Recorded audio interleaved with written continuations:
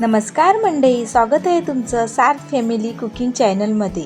रोजच्या धावपळीत शरीराला थकवा जाणवतोय किंवा घरातल्या लहान मुलांसाठी आणि मोठ्यांसाठी काहीतरी पौष्टिक आणि चवदार बनवायचं आहे, तर मग हा व्हिडिओ शेवटपर्यंत नक्की बघा।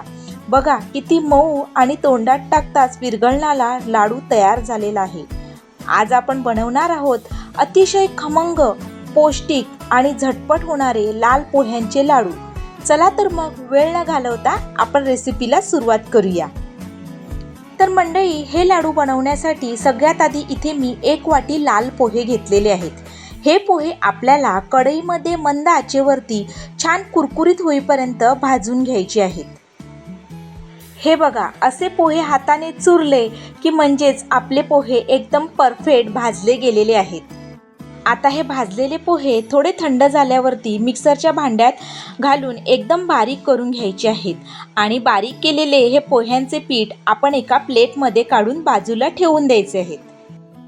त्यानंतर त्याच कढईमध्ये मी 1 चमचा साजूक तूप घातलेला आहे।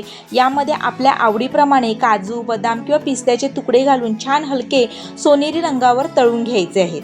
आता ड्रायफ्रूट्स काढून घेतल्यावरती त्याच कढईत शिल्लक राहिलेल्या तुपामध्ये आपण ज्या वाटीने पोहे घेतलेले त्याच वाटीच्या प्रमाणात अर्धी वाटी ओलं खोबरं खिसलेलं ह्यामध्ये भाजणार आहोत।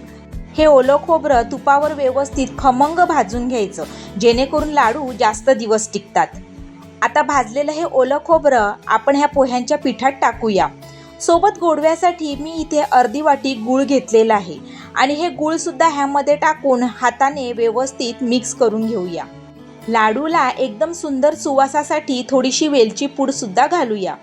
गूळ आणि खोबरं पिठात चांगलं एकजीव व्हावं म्हणून हे सगळं मिश्रण आपण पुन्हा एकदा मिक्सरच्या भांड्यात टाकूया। मिक्सर सतत चालू न ठेवता चालू बंद करत 5 मिनिटं फिरून घ्यायचं आहे। यामुळे मिश्रण छान एकजीव होतं आणि लाडू वळायला सोपे जातात। आता हे मिक्सरमधून काढलेलं मिश्रण आपण एका प्लेटमध्ये काढून घेऊया। त्यात आपण मगाशी तळून घेतलेले ड्रायफ्रूट सुद्धा टाकूया, थोडंसं साजूक तूप सुद्धा घालूया आणि हे सगळं मिश्रण हाताने व्यवस्थित एकसारखं मिक्स करून घेऊया। तूप आणि गुळामुळे मिश्रण छान ओलसर झालेलं आहे, ज्यामुळे लाडू अगदी सहज वळता येतात। हे बघा, न तुटता एकदम गोल गरगरीत लाडू तयार होत आहेत। अशाच प्रकारे आपण सर्व लाडू पटापट बांधून घेऊया। तर मंडळी, तयार आहेत आपले मस्त खमंग आणि पौष्टिक लाल पोह्यांचे लाडू।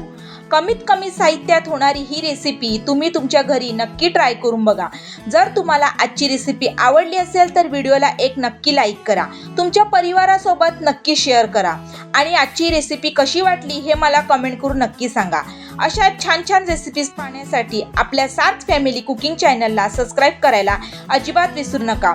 भेटू पुन्हा अशाच एका नवीन रेसिपीसह, तोपर्यंत धन्यवाद।